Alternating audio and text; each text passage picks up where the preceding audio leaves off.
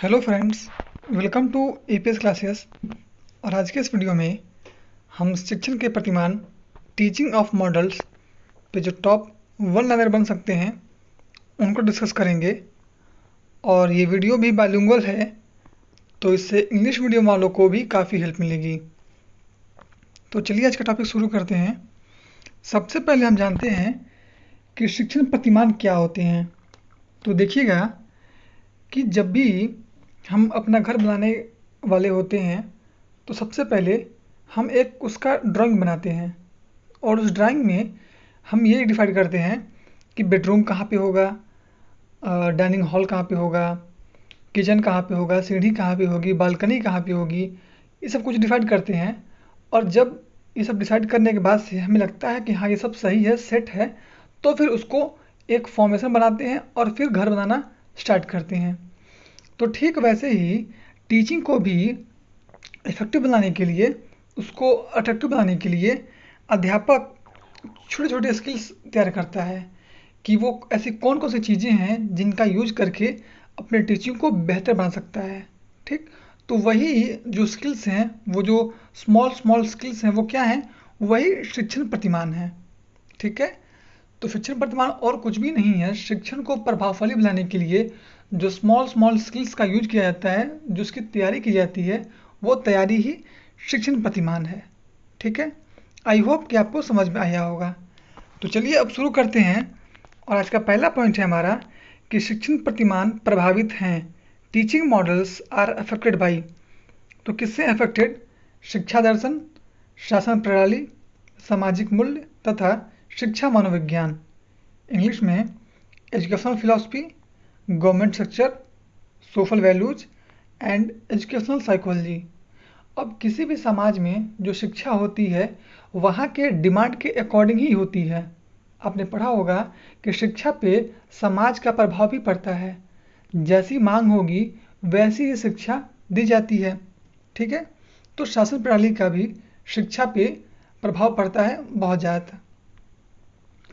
Next point है हमारा कि शिक्षण प्रतिमान के स्रोत कौन कौन से हैं। Source of teaching models. तो कौन कौन से सोर्स हैं?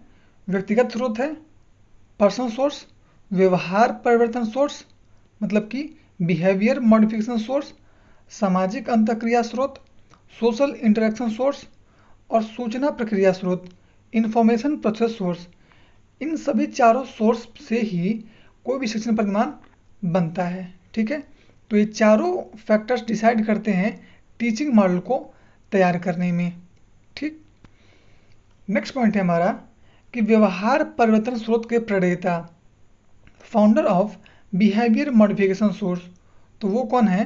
वो है BF Skinner. BF Skinner is the founder of behaviour modification source. Next point है कि शिक्षण प्रतिमान के तत्व, एलिमेंट्स ऑफ टीचिंग मॉडल, वो कौन कौन से हैं? लक्ष्य या उद्देश्य, फोकस, संरचना, सिंटैक्स, सामाजिक प्रणाली, सोशल सिस्टम, मूल्यांकन प्रणाली, सपोर्ट सिस्टम। ये चारों फैक्टर्स क्या हैं? ये एलिमेंट्स हैं किसके? शिक्षण प्रतिमान के ये एलिमेंट्स हैं। ठीक है, अभी हमने ये ऊपर क्या देखा है? स्रोत को देखा है, और यहाँ पे क्या देखा है? तत्वों को, एलिमेंट्स को देखा है। और अब यहाँ पे शिक्षण प्रतिमान का वर्गीकरण किया गया है, मतलब कि क्लासिफिकेशन किया गया है कि कितने टाइप के टीचिंग मॉडल होते हैं। ठीक है, तो सबसे पहले हम बात करेंगे जो टीचिंग मॉडल है उनको 5 भागों में बांटा गया है। कौन कौन से?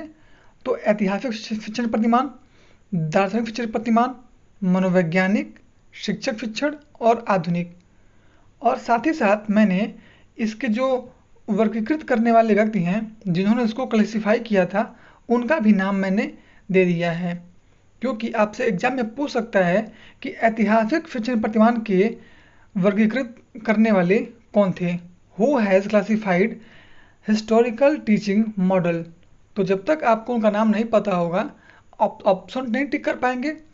तो इस चार्ट को देखिएगा, जो चार्ट मैंने बनाया यहाँ पे, इसको ध्यान से देखिएगा और नाम के साथ साथ उसके क्लासिफाई करने वाले व्यक्ति को भी याद रखिएगा।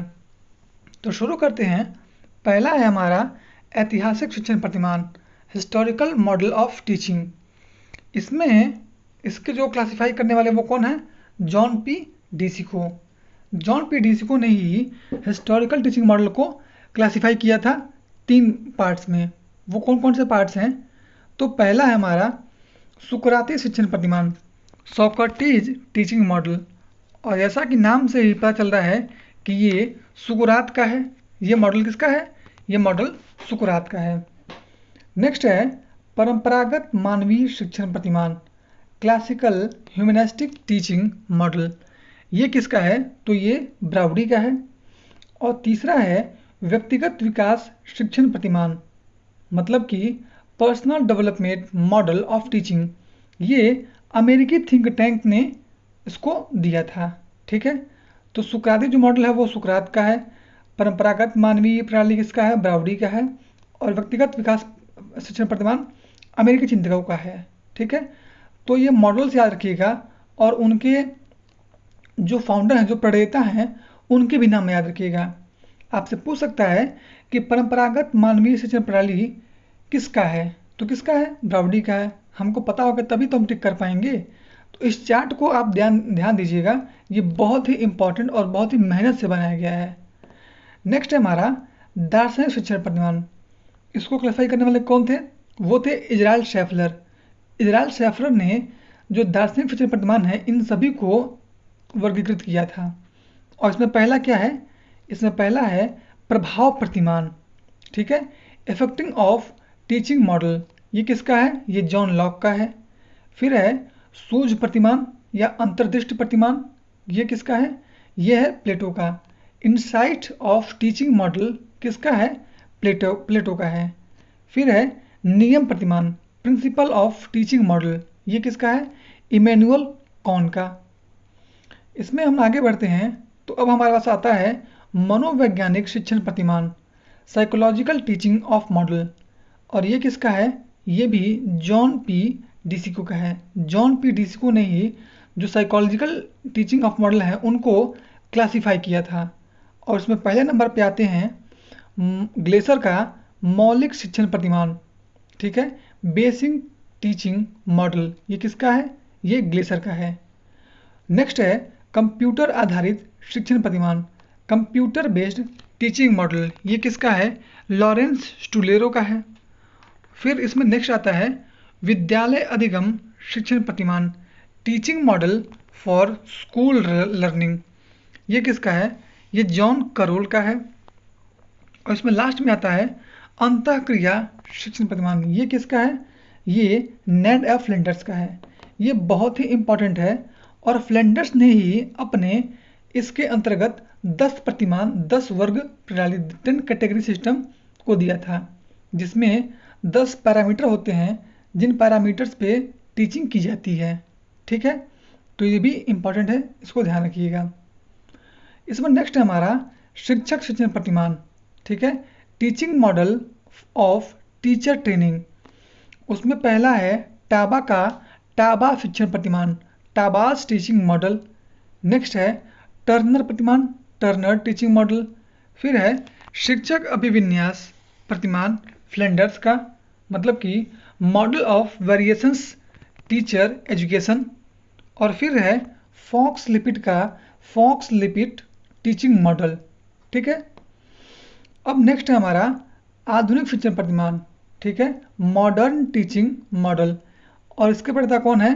B R Joyce. B R Joyce ने जो मॉडर्न टीचिंग मॉडल है उसको क्लासिफाई किया था, जिसमें क्या क्या आता है? उसमें आता है सामाजिक अंतर प्रक्रिया प्रतिमान, सूचना प्रक्रिया प्रतिमान, व्यक्तिगत परिवर्तन प्रतिमान, और फिर क्या आता है? व्यवहार परिवर्तन प्रतिमान।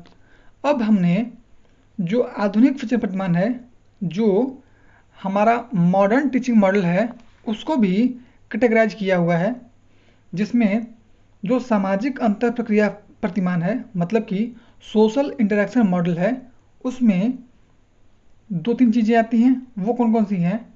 तो पहला है समूह अन्वेषण प्रतिमान, मतलब कि ग्रुप इन्वेस्टिगेशन मॉडल। और ये किसका है? ये जॉन डीवी और हर्बर्ट का है। ये मॉडल जॉन डीवी और हर्बर्ट का है। नेक्स्ट है हमारा ज्यूरिस्प्रूडेंशियल प्रतिमान, ज्यूरिस्प्रूडेंशियल मॉडल, ये किसका है? तो ये अलीवर तथा शेवर का है। ये प्रतिमान अलीवर एंड शेवर का है। और इसमें नेक्स्ट आता है हमारा सामाजिक परीक्षा प्रतिमान, सोशल इंक्वायरी मॉडल, ये किसका है? बेंजामिन कॉक्स और बायरन मस्लॉस का है। ठीक है। और इसमें नेक्स्ट आता है प्रयोगशाला प्रतिमान, लेबोरेटरी मॉडल, ये किसका है? वेडल और मेने का। ठीक है। तो जब तक हमको मॉडल्स और उनके जो प्रणेता उनका नाम याद नहीं होगा, हम ऑप्शन टिक नहीं कर पाएंगे। और इनमें से क्वेश्चंस बनने के भरपूर आसार हैं। बहुत लोग को लग रहा होगा कि ये क्या दे दिए हैं, जबकि ये बहुत ही इन्फॉर्मेटिव चीज़ें हैं। आपको कम समय में और एक जगह पे ये आपको दिया जा रहा है, तो इसका लाभ उठाइएगा। नेक्स्ट है हमारा सूचना प्रक्रिया स्रोत प्रतिमान, इंफॉर्मेशन प्रोसेस मॉडल। और उसमें जो पहला है हमारा वो है संप्रत्यय उपलब्धि प्रतिमान, मतलब कि कॉन्सेप्ट अटेनमेंट मॉडल। वो किसका है? वो जेएस ब्रूनर का है। अब ब्रूनर बहुत ही महत्वपूर्ण व्यक्ति हैं, तो हमसे पूछ सकता है कि संप्रत्यय उपलब्धि प्रतिमान कॉन्सेप्ट अटेनमेंट मॉडल किसका है? तो वो जेएस ब्रूनर का है। ठीक है, ध्यान रखिएगा। फिर है आगमन प्रतिमान। ठीक है, फिर क्या है? वो किसका है? वो हिल्डा टाबा का है। जो आगमन प्रतिमान है वो किसका है? हिल्डा टाबा का। Inductive model of teaching Hilda Taba का है। नेक्स्ट है हमारा परीक्षा प्रशिक्षण प्रतिमान, ये किसका है? तो रिचर्डमैन का है। जो इंक्वायरी ट्रेनिंग मॉडल है वो रिचर्ड सचमैन का है। और इसमें लास्ट है हमारा जैविक विज्ञान परीक्षा model, biological science inquiry model, वो किसका है? तो वो जोसेफ जे सकबाक का है। ठीक है, सकबाक का जैविक विज्ञान परीक्षा प्रतिमान किसका है? तो जोसेफ जे सकबाक का है। अब नेक्स्ट इसमें व्यक्तिगत स्रोत प्रतिमान, पर्सनल सोर्स मॉडल, ये किसका है? तो इसमें पहला चीज है दिशा विहीन शिक्षण प्रतिमान, मतलब कि नॉन डायरेक्टिव मॉडल, वो कार्ल रोजर्स का है। अब ये भी इंपॉर्टेंट व्यक्ति हैं, तो हमसे पूछ सकता है कि कार्ल रोजर्स ने कौन सा प्रतिमान दिया था। ठीक है, which model has given by Carl Rogers, तो हम क्या बोलेंगे? नॉन डायरेक्टिव मॉडल जो है वो कार्ल रोजर्स का है। ठीक है। इसमें नेक्स्ट है कक्षा सभा प्रतिमान, मतलब कि क्लासरूम मीटिंग मॉडल, ये किसका है? तो ये विलियम ग्लेसर का है। फिर इसमें नेक्स्ट आता है सृजनात्मक शिक्षण प्रतिमान, मतलब कि साइनेटिक टीचिंग मॉडल, ये किसका है? ये विलियम गॉर्डन का है। और इसमें लास्ट आता है अभिज्ञान शिक्षण प्रतिमान, अवेयरनेस टीचिंग मॉडल, ये किसका है? डब्ल्यू.एस. फ्रिट्ज का है। ठीक है, तो जितने भी मॉडल्स हैं और जो उनके लॉन्च करने वाले हैं, जो उनको क्लासिफाई करने वाले हैं, उनका नाम हमको बिल्कुल भी नहीं भूलना है। और लास्ट में आता है हमारा व्यवहार स्रोत प्रतिमान, बिहेवियर मॉडिफिकेशन मॉडल। इसमें एक ही मॉडल है, वो कौन सा है? वो है सक्रिय अनुकूलन प्रतिमान, ऑपरेंट कंडीशनिंग मॉडल, वो किसका है? वो बी.एफ. स्किनर का है। अब बी.एफ. स्किनर आपसे मुझे बताना नहीं पड़ेगा कि कितने महत्वपूर्ण व्यक्ति हैं, तो हमसे पूछ सकता है कि सक्रिय अनुकूलन प्रतिमान ऑपरेंट कंडीशनिंग मॉडल किसका है? तो वो है बी.एफ. स्किनर का।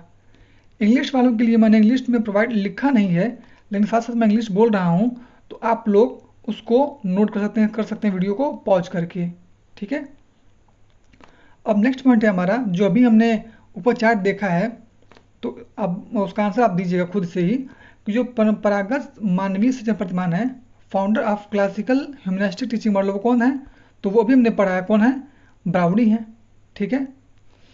नेक्स्ट पॉइंट है अंतर्दृष्टि या सूर्य शिक्षण प्रतिमान आधारित है। अब देखिएगा ये क्वेश्चन बहुत ही इंपॉर्टेंट है। क्यों? क्योंकि ये थॉर्नडाइक से मिलता जुलता है।